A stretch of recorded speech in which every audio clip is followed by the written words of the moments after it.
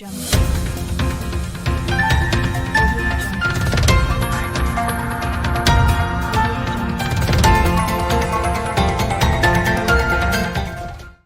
ya. Semangat. Mudah-mudahan apa yang saya sampaikan ini bisa benar-benar ada manfaatnya untuk kita ya. Iya. Ya, mohon izin Bapak Ibu, salam kenal. Nama saya Dr. Abdilman Huda. Saya sebagai medical expert di Yankes Telkom Regional 2. Mungkin Bapak Ibu sempat ada beberapa kali yang ketemu saya di Selipi atau di Gatsu ya. Kemudian dari Gatsu saya pindah ke Percetakan Negara. Saya didampingi oleh Mbak Wiwi dan Mbak Natali selaku Yankes Account Manager. Oh iya nih Pak.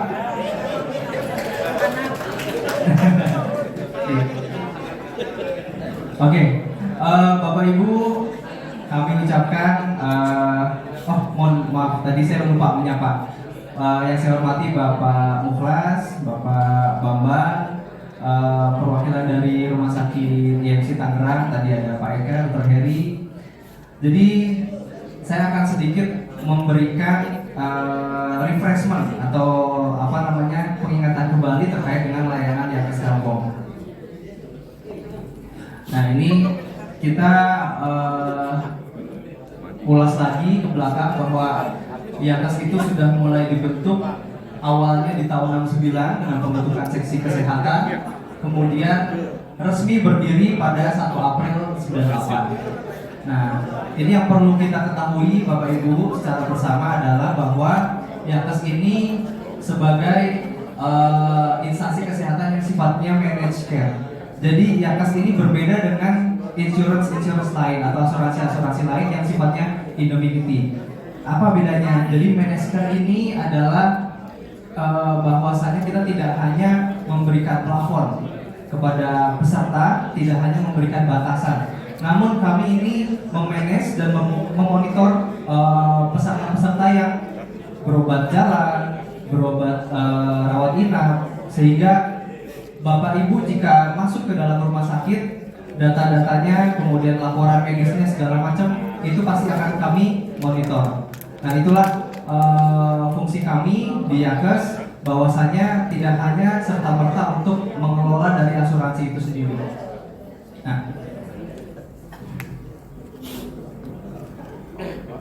Nah ini Bapak Ibu, ternyata dari tadi kan dijelaskan oleh Pak Junjung ya, ada 11 komsat ya Pak ya kalau di Tangerang. Nah kalau kami ada 7 regional Bapak Ibu, dan kita masuk di regional 2 Jakarta, dan yang ternyata pesertanya adalah peserta yang paling banyak, kurang lebih sekitar 24.000 sekian. Terdiri dari 3 klinik Yankes, ada 12 klinik mitra, 117 apotek mitra, dan 761 rumah sakit. Ini yang masuk ke dalam regional 2 Jakarta. Jadi dari regional 1 sampai dengan regional 7 ternyata proporsi yang paling banyak ini ada di kita Bapak Ibu.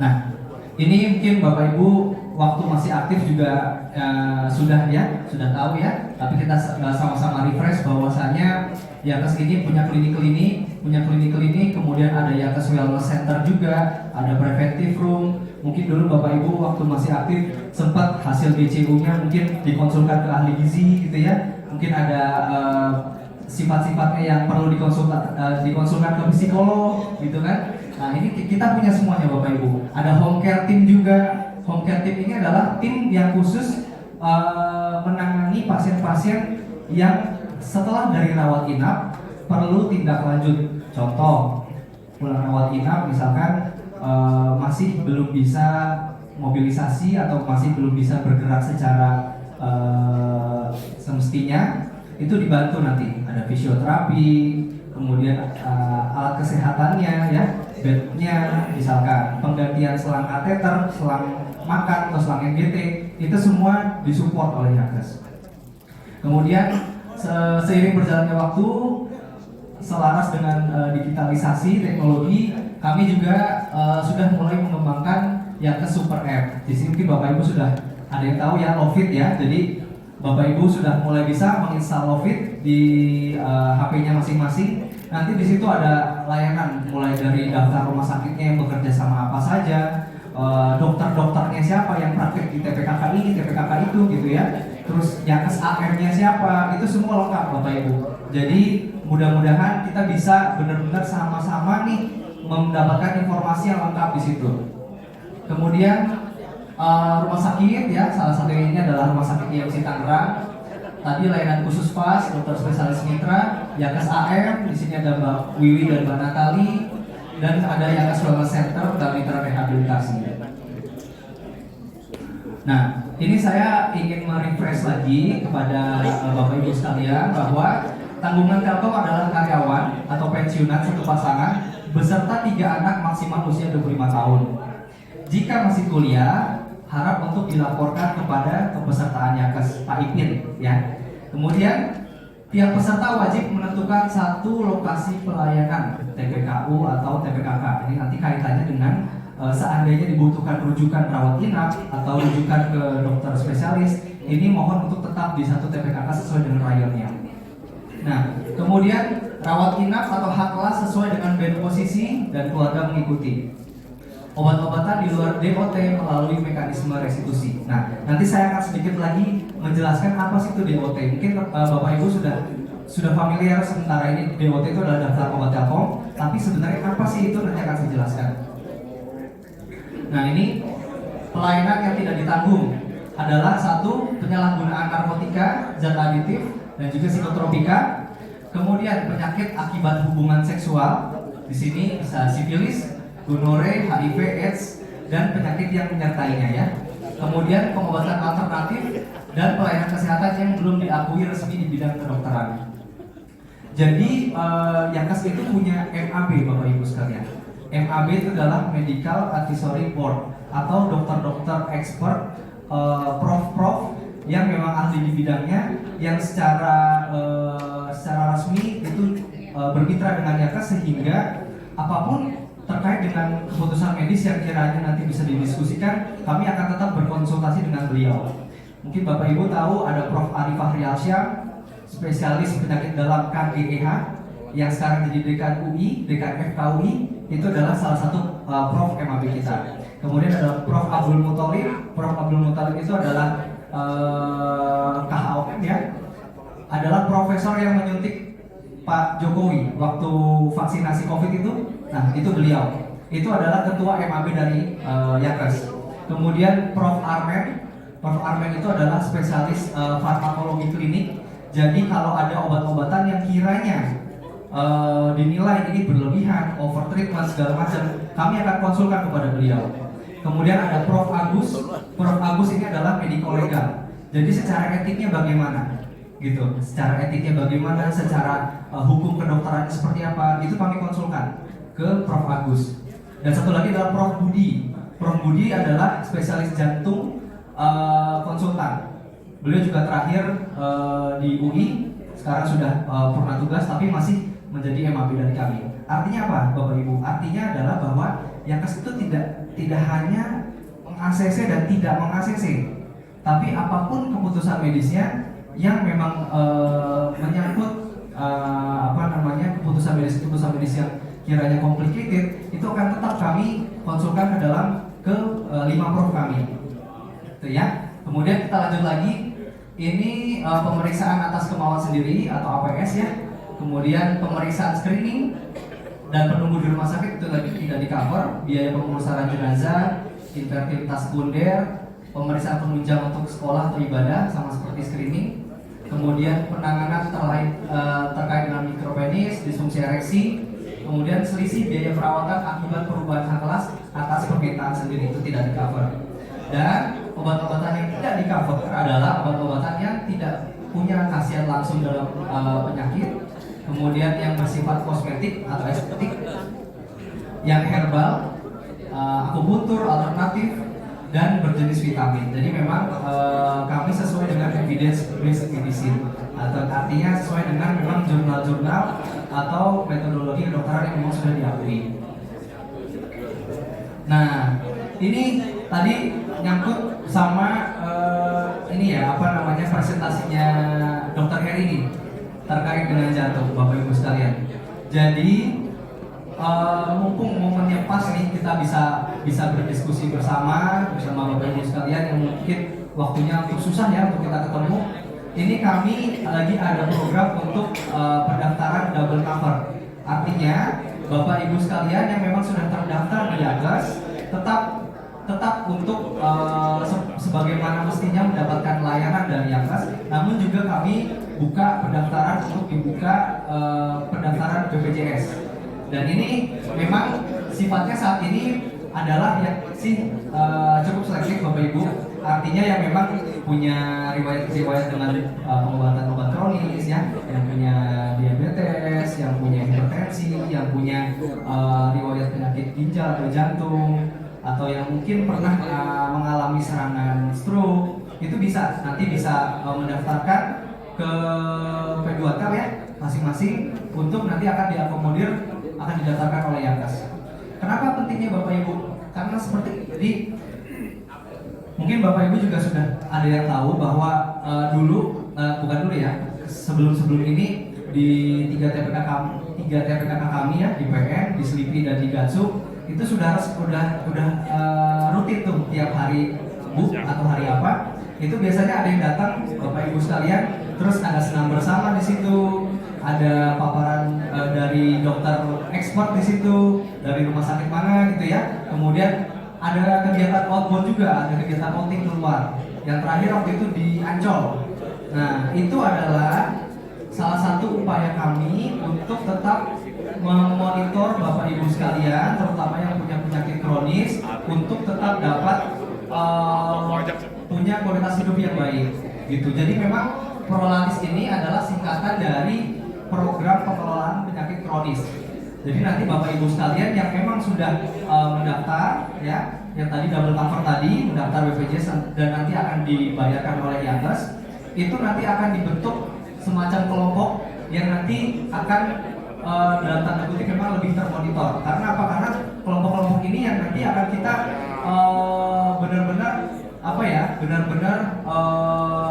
berikan penyuluhan, kemudian berikan edukasi terkait dengan manajemen penyakit, kemudian ada senam-senam di situ, ada latihan-latihan fisik. Artinya mudah-mudahan sih insya Allah sangat bermanfaat buat Bapak Ibu sekalian. Dan intinya adalah tercapainya kualitas hidup yang optimal. Nah, ini selain dari apa yang tadi sudah saya sampaikan, bahwa saya memang kita semua tahu bahwa ke depan secara administratif memang BPJS menjadi salah satu syarat untuk segala macam administratif di Indonesia ya, mulai dari pengurusan SIM, kemudian nanti pengurusan SKCK dan lain-lain, itu memang akan arahnya adalah harus terdaftar BPJS-nya. Makanya ini adalah benefit lain nih Bapak Ibu. Selain dari Bapak Ibu ini lebih termonitor, mungkin yang punya penyakit kronis ya, akan lebih memudahkan dalam hal administratif. Nah, ini ada promotif, preventif, kuratif, dan rehabilitatif. Tadi ya, di dalam Prolaris itu kita ada penyuluhan kesehatan, vaksinasi dasar juga di cover oleh BPJS, kemudian screening penyakit tertentu, konseling, obat-obatan, alkes, kacamata, dan fisioterapi. Artinya adalah ini sama sekali tidak mengurangi layanan dari apa yang Bapak Ibu sudah dapat dari Yakes. Nah, ini manfaatnya Bapak Ibu. Yang pertama adalah double penjamin kesehatan. Kita sama-sama preventif Bapak Ibu. Kita tidak tahu hari apes tidak ada di kalender ya. Ketika misalkan kita sedang di mana di luar kota yang mungkin pada saat itu adalah rumah sakit yang kerjasama dengan Yakes cukup jauh, atau bahkan mungkin belum ada yang kerjasama di daerah situ. Namun jika kita memegang BPJS Kesehatan yang aktif, kita masuk ke UGD manapun tidak ada yang menolak. Jadi itu salah satu fungsinya adalah double penjamin kesehatan. Yang kedua adalah rawat inap dengan CUB atau naik satu tingkat dari hak kelasnya.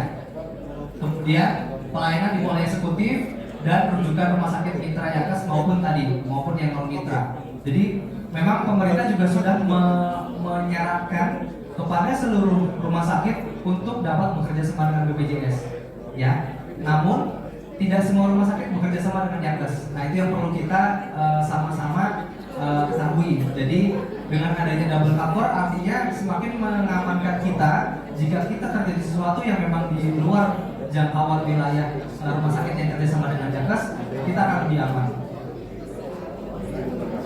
Ya, kemudian akan tetap ada pendampingnya, Bapak Ibu sekalian, dari Yakes Fund Manager dari yang di sini, kemudian dan tadi ya didapatkan pemeriksaan kesehatan yang berkala. Jadi program Prolaris ini kurang lebih sudah 2 tahun ini berjalan, Bapak Ibu. Dan alhamdulillah feedbacknya dari peserta-peserta yang mendapatkan yang tergabung dalam klub Prolaris ini sangat baik. Artinya dari sisi kesehatan mereka merasa sangat dimonitor. Dari sisi psikis pun karena kita punya jadwal untuk keluar, untuk semacam outbound, artinya happy lah gitu. Ini ya rumah sakit yang bekerja sama, nanti bisa di ini aja. Nah ini untuk nomor dari Yakes Account Manager, mungkin bisa difoto Bapak Ibu ya. Nanti jika memang ada pertanyaan atau nanti bisa kita diskusi, bisa untuk diskusi dengan para Yakes Account Manager ya.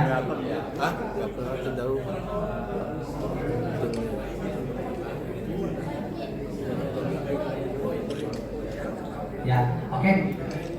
Mungkin itu aja Bapak Ibu, saya nggak berpanjang lebar, mudah-mudahan informasi yang saya dapatkan bisa bermanfaat buat kita semua. Kurang lebihnya mohon maaf. Assalamualaikum warahmatullahi wabarakatuh. Waalaikumsalam. P2T yang saya hormati ya. Perkenalkan saya Hedi Hernawan dari Herta Penawan. Ya.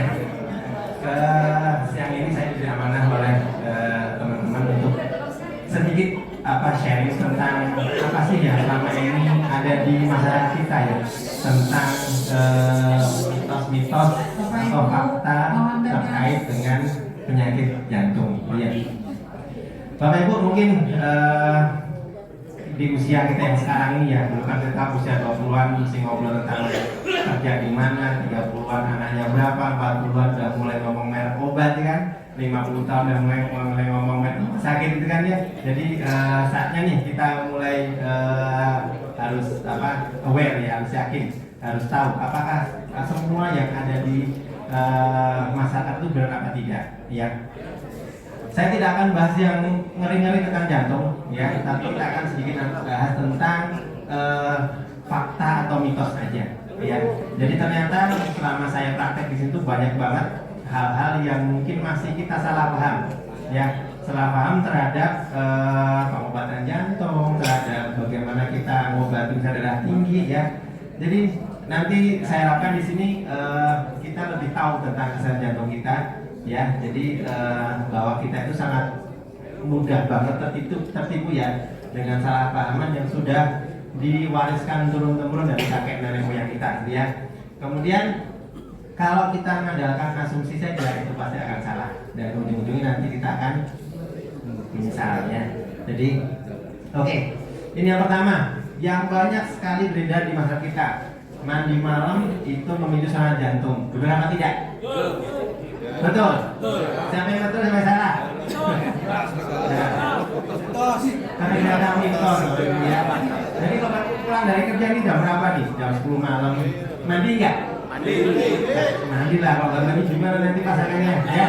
Pasangan tidurnya jauh-jauhan ya. Jadi ini mitos ya.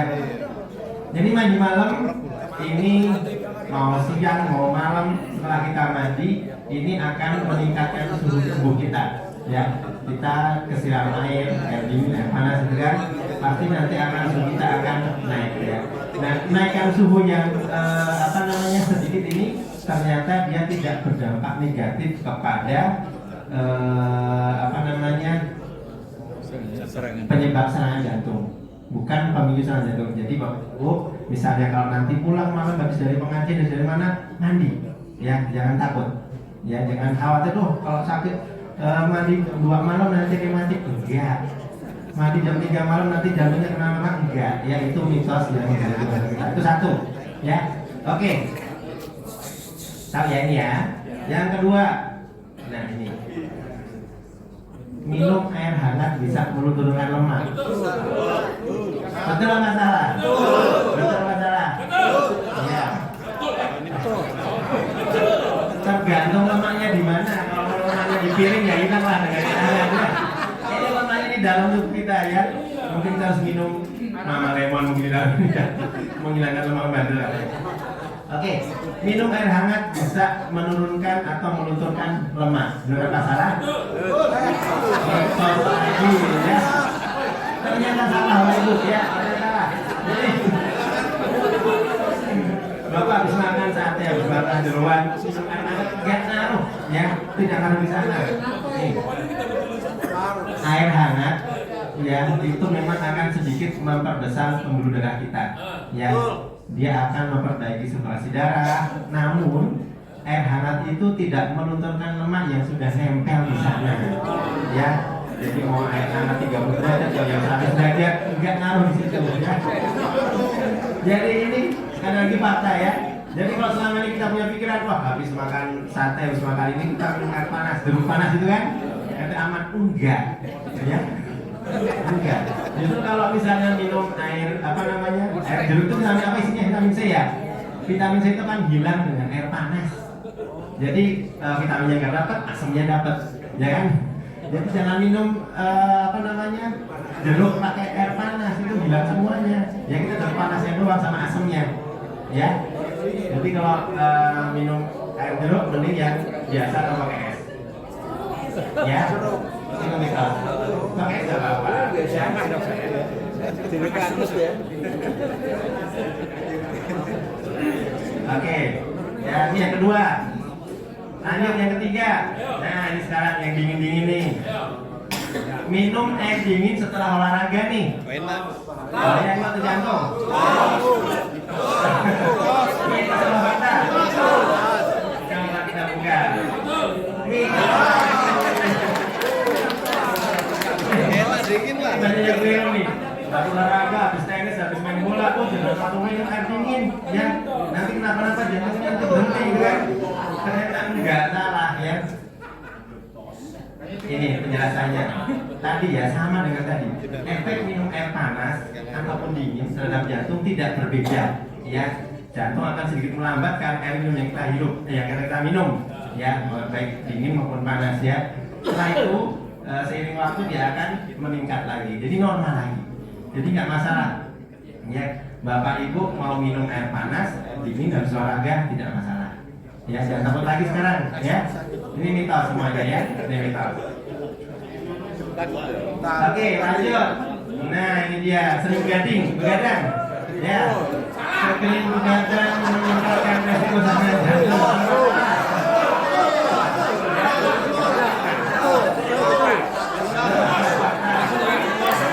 Oke, kita buka.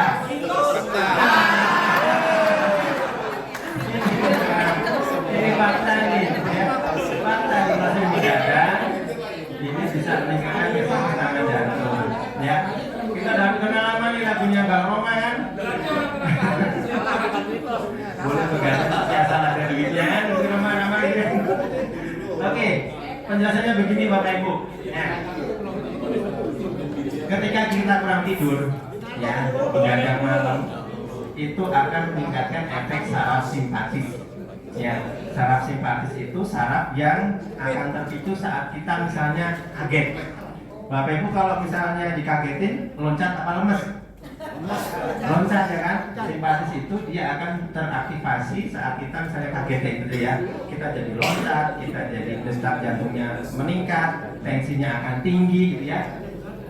Jadi saraf simpatis ini dia akan mempercepat fungsi metabolisme tubuh ya, termasuk detak jantung dan tensi tadi untuk jantung ya. Dan dia akan menyebabkan gangguan tubuh terhadap respon stresnya ini akan meningkat, sehingga dia akan menyebabkan hipertensi dan diabetes kalau dalam waktu lama. Gitu ya. Nah sekarang pertanyaannya, bagaimana dok kalau misalnya jaga malam? Bagaimana kalau dinas malam nih? Bagaimana? Gitu ya. Nah, ya namanya bukan jaga, cuma tidur malam, bukan jaga malam, tidur malam ya. Namanya terjaga kan melek ya, Ini nih kuncinya di sini. Ya kurang tidur ya. Jadi kalau Bapak Ibu misalnya kemarin jaga malam, siangnya harus diganti. Ya, di sini pun di rumah sakit ya ada suster, ada dokter yang dinas malam. Ya, jadi nggak masalah, itu nggak akan bikin ya hipertensi atau diabetes, asalkan siangnya diganti dengan istirahat. Ya, jadi kalau misalnya begadang udah sekolah malah masih main gadget seperti ini ya, ini yang berbahaya. Ya, tapi nggak sekarang begadang besok tinggi enggak, tapi ini dalam waktu lama gitu ya. Jadi nanti kalau Bapak Ibu punya anak, punya cucu nih, ingetin ini ya. Ya, jangan sering begadang malam-malam. Oke, lanjut. Nah, dia gambar yang lain sedikit. Nah, timun bisa menurunkan tekanan darah tinggi, benar? Ya. Siapa yang ikut? Siapa yang fakta? Oke, kita buka. Ternyata dia fakta. Ya. Nih, pasti pulang belanja nih makan pasar di timur ya. Penjelasannya ini, penjelasannya nih. Mentimun yang ukuran sedang, ya sedang itu berapa saya ngerti ya, sedang ini dia mengandung, bukan hamil ya, mengandung 273 mg kalium ya, dan sedikit natrium. Natrium itu kan seperti di tadi apa namanya garam ya, natrium ya. Begitu juga sayuran segar lainnya. Jadi nggak hanya timun Bapak Ibu, tapi semua sayuran ini sayuran segar dia lebih banyak mengandung kalium daripada natrium ya. Jadi nggak hanya timun saja ya. Konsumsi sayuran segar yang kaya kalium, kaliumnya tinggi dan rendah natrium ini membantu mengontrol tekanan darah. Membantu mengontrol tekanan darah. Bukan hanya timun ya, tapi semua sayuran segar ya. Makanya kalau orang darah tinggi kan, Bapak Ibu jangan makan yang asin-asin gitu kan. Asin itu dia mengandung natrium. Nah, kalau sayuran dia rendah natriumnya, ya dia bagus untuk mengontrol tekanan darah ya. Tapi lanjut kita. Nah, konsumsi timun saja cukup nggak untuk mengontrol tensi? Dok, saya darah tinggi dok, saya mau beli timun ini 1 truk kita makan ya, seminggu misalnya. Turun nggak kira-kira? Turun timunnya dari truk ya. Tapi tensinya nggak tahu ya. Bener apa tidak nih? Ya, benar salah ya, ini mitos banget kalau ini ya. Jadi kita konsumsi timun saja nggak cukup untuk kontrol darah. Bapak Ibu punya apa namanya darah tinggi, selain obat tadi timun bagus ya. Semua sayuran segar ya, kemudian timun ya ini bagus. Tetapi obat juga harus dikonsumsi sesuai dengan anjuran dokter. Obat plus tadi makanan-makanan yang seimbang, jadi termasuk sayurannya segar ya. Ini darah tinggi. Oke lanjut. Nah ini dia. Aduh, bukan enak banget nih. Bayang nggak? Karena lemaknya tinggi. Ya. Kita tahu ya jualan alpukat cocok protein nih. Kita sama fakta nih. Oke, ternyata nih. Oke, kita buka nih alpukatnya. Alpukat isinya apa sih? Nih, alpukat itu terdiri dari 73% air, 15% lemak, 9% karbohidrat dan 2% protein.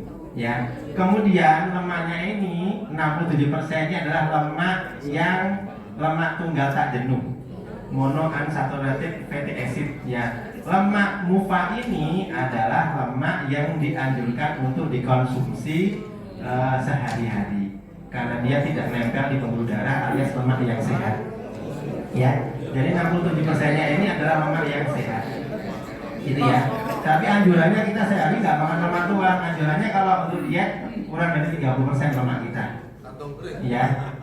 Jadi alpukat oke dah, habis ini nih boleh jajan ini ya. Terus alpukat oke. Timun oke, alpukat oke ya. Nah ini dia.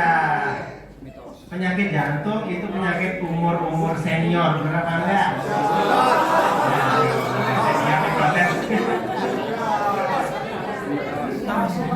Iya, mitos ya. Sekarang ini penyakit jantung, penyakit pembuluh darah sudah mulai kena ke yang muda. Ya dulu untuk screening sakit jantung pada misalnya perusahaan ini ada medical check up itu usia 40 tahun ke atas jantung. Gitu ya. Sekarang yang paling mudah ditemukan kemarin usia serangan jantung 23 tahun. Ya 23 tahun udah saya kirim pasang ring ya. Karena dia serangan jantung. Sekarang muda-muda ya, mungkin karena faktor ya pola hidup ya terutama ya. Ya. mitos ya, sekarang banyak dijumpai pada orang-orang yang lebih muda. Ya, oke saya lanjut lagi. Nah ini sedikit sakit jantung nih.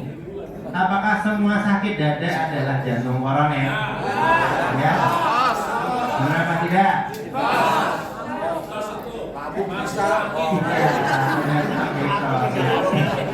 Ini banyak banget di dada ini banyak banget organnya, ya. Banyak banget organnya nih. Mulai dari ada yang serangan jantung yang paling berat ya, kemudian ada sakit mah, kemudian ada hernia itu ususnya keluar itu juga ada di sana. Kemudian ada sakit paru-paru, serangan panik juga bisa bikin sakit jantung, sakit dada. Jadi gini prinsipnya Pak Ibu, kalau kita ada sakit dada, itu kan penyebabnya banyak ini ya, yang ada jantung, paru-paru, ada lambung, ada otot gitu ya. Yang paling berbahaya adalah jantung. Ya makanya kalau nanti periksa misalnya sakit dada, pasti akan dirujuk ke dokter jantung dulu untuk memastikan, untuk mastiin dulu. Kalau ini jantungnya aman, ya alhamdulillah baik, berarti yang lainnya nanti diperiksa nggak terlalu buru-buru ya. Jadi kalau sakit dada memang nggak bisa dianggap sepele ya, tapi kita harus cek dulu jantungnya aman atau tidak. Tapi nggak semua sakit dada adalah serangan jantung ya. Sama kayak berdebar-debar itu juga bukan hanya sakit jantung, mungkin jatuh tempo, jatuh cinta bisa aja ya. Oke, ini yang paling banyak nih di masyarakat kita. Udah tangannya kalau ujian puasa harus pakai sapu tangan berkeringat, tanda sakit jantung. Ini banyak banget di rumah sakit saya nih. Dokter ini rasanya tangannya basah nih, sakit jantung apa tidak? Fakta apa mitos? Nah, ini mitos ya, banyak banget ya, banyak banget. Itu namanya kelainan hiperhidrosis ya. Jadi di tangan kita itu memang banyak sekali pembuluh keringat ya, keringat. Jadi kalau memang itu genetik, ya itu genetik. Jadi kalau sudah banyak pembuluh keringatnya, biasanya karena gangguan cemas dia akan banyak keringatnya. Dan dia kalau bapak ibu juga pada cucu anak yang masih sekolah dan ujian yang punya gangguan seperti ini nanti basah tangannya. Ya, karena beliau cemas karena ujian ya. Kemudian penyebabnya bisa banyak nih. Ada yang karena gula, diabetes, ya. Kemudian karena gangguan hormon gondok atau tiroid. Kemudian gangguan pasca serangan stroke juga bisa bikin keringatnya banyak. Merokok juga bisa, ya. Kemudian gangguan cemas yang tadi, ya. Jadi keringat dingin ini bukan tanda sakit jantung. Jadi nggak usah khawatir kalau keringatnya banyak, keringat dingin di tangan banyak, itu belum tentu sakit jantung, ya. Jadi nggak usah khawatir, nggak usah panik buru-buru, ya. Oke, nah ini dia. Nah ini dia, kaki bengkak, apakah itu benar sakit jantung apa tidak? Ini mitos juga, ya. Banyak sekali nih penyebabnya sakit bengkak ya, bisa karena trauma itu misalnya jatuh ya, trauma itu kena benturan itu namanya trauma, kemudian karena radang sendi juga bisa bikin bengkak, varises ya bisa bikin bengkak juga, karena hamil kalau masih muda juga bisa bengkak ya, kemudian karena obat-obatan tertentu itu juga bisa bikin bengkak kaki. Nah ini yang sering juga nih ketemu saya, dok saya udah pasang ring ini dok, ya apakah saya masih perlu obat atau tidak itu? Benar apa enggak? Ya. Benar apa enggak? Mitos apa fakta? Fakta. Nah, mitos Pak ternyata ya. Jadi gini, ring itu dia hanya menyangga bagian tertentu dari pembuluh darah yang dia terkena serangan atau ada plaknya di sini. Ya, jadi ring itu kan tidak panjang, tidak semua dipasang ring, tapi cuma pembuluh darah tertentu yang dia terkena serangan. Jadi pemasangan ring tidak menyebabkan atau menghentikan penyakit jantung yang terjadi. Ya, dia hanya merupakan sebagian saja, dan Bapak Ibu tetap harus kontrol faktor risiko serangan jantung. Misalnya darah tinggi, gula, kolesterol rokok harus dikontrol benar-benar ya. Kalau tidak terkontrol nanti pembuluh darah yang lain tetap bisa terkena resiko serangan jantung. Ya, makanya obat-obat yang kita konsumsi misalnya pengedar darah, obat darah tinggi, obat gula tetap harus diminum. Ya, itu mitos. Kemudian yang sering kemarin ya banyak sakit jantung, penyumbatan jantung bisa hilang dengan infus obat. Ya kan sering ya di WhatsApp grup suka muncul kayak itu ya. Bisa hilang dengan obat-obat infus atau namanya kilasi. Benar apa enggak? Mitos lagi. Ya. Kita buka nih. Nah. Kelasi adalah terapi dengan infus obat namanya EDTA yang dia bertujuan untuk mengikat logam berat. Jadi seperti kita kasih magnet ya. Kasih magnet nanti logam beratnya akan keluar semuanya ya. Kemudian saat ini belum ada penelitian yang membuktikan bahwa terapi kelasi ini akan mengurangi sumbat pembuluh darah kita. Bahkan terapi kelasi ini ada bahayanya karena logam kita ini hilang semuanya, maka akan timbul efek samping seperti kalsiumnya kurang, hipokalsiemia sehingga tulangnya mudah rapuh. Ya, kemudian supresi struktur tulang karena kaliumnya rendah, ya, dan gagal ginjal ataupun gagal jantung. Jadi malah ada bahayanya ya. Jadi kalau misalnya nanti ada berita di grup ya, kalau sakit jantung pakai itu saja nanti bisa hilang sebenarnya enggak. Ya, kelasi ini dia hanya menghilangkan zat-zat logam berat yang beredar dalam pembuluh darah. Tetapi plak yang sudah terjadi seperti ini, dia nggak akan tertarik untuk nggak akan hilang dengan obat kelasi. Baik. Setelah operasi jantung, hidup nggak lama lagi. Sering ada interferensi kayak gini. Udah operasi jantung udahlah, pokoknya udah mulai bagi-bagi waris gitu kan. Enggak ya. Ini mitos ya. Ini mitos. Ya. Menurut penelitian bahwa kendali faktor risiko tertentu yang darah tinggi, gula, kolesterol, rokok dikendalikan, ini akan menurunkan risiko kematian pasca operasi. Ya, contohnya ini. Berhenti merokok dapat menurunkan risiko kematian pasca operasi jantung hingga 11%. Ya, jadi tetap harus minum obat, tetap harus kendali ketat faktor risiko ini. Ya, itu ya. Jadi banyak banget nih mitos yang beredar di masyarakat kita nih. Nah ini dia, yang sering banget nih, dokter saya obatnya banyak banget satu kresek nih dok. Saya minum enggak, saya takut ginjalnya rusak. Ya, minum obat jantung yang kapan akan menurunkan fungsi ginjal. Tidak masalah. Saya nggak mau rumah nih, takut ginjalnya rusak, gitu kan? Nah, mitos ya. Bapak Ibu nanti boleh mampir deh ke fasilitas hadi kita, cuci darah di lantai 3 ya, lantai 3. Bisa ketemu orang-orang yang pasien yang cuci darah, lihat obatnya berapa, 1, 2 atau banyak obatnya ya. Jadi obat-obatan itu kita tujukan untuk memperbaiki fungsi ginjal justru, ya, bukan untuk sak ginjalnya. Ya, jadi anggapan masyarakat kita, dokter obat saya banyak nih takut ginjalnya rusak, itu salah. Jadi misalnya Bapak Ibu punya sakit darah tinggi atau gula gitu ya, dikasih obat 4 atau 5 macam, minum saja. Karena yang membuat ginjalnya sakit itu adalah hipertensi atau gulanya, bukan obatnya. Obat justru dia akan menyelamatkan fungsi ginjal itu. Ya, jadi mitos ini yang benar-benar banyak banget di masyarakat kita yang ini salah banget.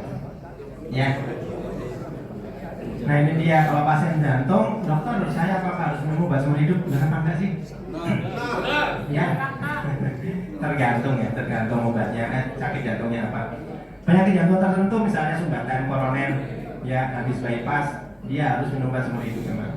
Ya, tetapi ada beberapa penyakit jantung yang bisa stop, misalnya karena aritmia kan, irama, atau karena gangguan katup setelah operasi itu bisa berhenti minum obat. Tapi penyakit yang masih ada hubungannya dengan pola hidup atau risiko tadi seperti jantung koroner, ini tetap minum obat seumur hidup. Ya, ini kalau tadi harus minum seumur hidup, ini adalah fakta. Ya. Oke, mungkin itu saja. Saya pesan sedikit nih, kita untuk menjaga jantung sehat. Saya punya singkatan namanya sehat juga, ya. Untuk menjaga jantung kita sehat, satu S-nya, seimbangkan gizi. Bapak Ibu mulai mikir nih, ya kalau sekarang makan nggak pakai mulut, tapi pakai otak nih. Ini kolesterol apa tidak, ini asam urat apa tidak, itu ya. Seimbangkan gizi. Dulu orang bilang 4 sehat 5 sempurna, ya gitu udah cukup ya, gitu ya, seimbang gizi. Yang kedua nggak boleh rokok. Ya, nggak boleh rokok. Kalau ada rokok, hentikan. Ya. Rokok biasa aktif dengan pasif itu efeknya sama di jantung. Ya, rokok yang konvensional dengan rokok yang elektrik vape sama efeknya juga. Ya, jadi memang nggak boleh rokok. Oke, yang ketiga, hadapi dan hindari stres, ya. Kalau ada masalah jangan dipecahkan, jadi banyak diselesaikan. Jangan dipecahkan. Oke, yang keempat A-nya ini adalah awasi atau kontrol tensi tekanan darah. Kita harus kontrol tensi karena tensi ini Bapak Ibu adalah sakit yang silent. Ya.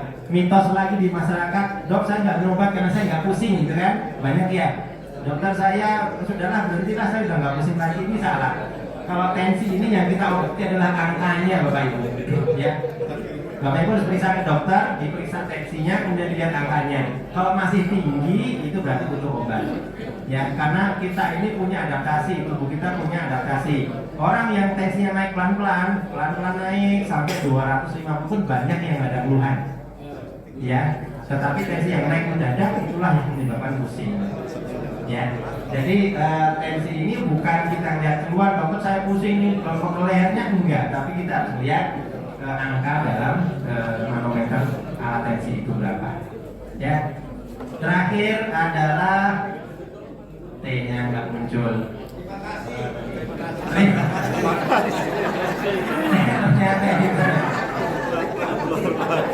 Teratur olahraga, Bapak Ibu ya. Olahraga kalau pagi-pagi habis sholat subuh jalan-jalan 20 menit, 30 menit ya. Jalan itu olahraga teratur. Yang penting Bapak Ibu kenali diri sendiri. Kenal nggak sama diri sendiri? Jadi tahu kondisi kita ya. Jadi kita kalau olahraga kita harus teratur dan terukur. Artinya kalau terukur itu kita tahu diri sendiri, kita mulai dari yang ringan dulu ya. Kalau jalan sedikit bisa, nanti besok bila bisa menaikkan agak cepat, besok agak lari lagi, besok lebih tinggi lagi gitu ya. Tapi jangan olahraga langsung tinggi tiba-tiba, langsung lari, itu nggak baik. Kemudian yang kedua harus teratur.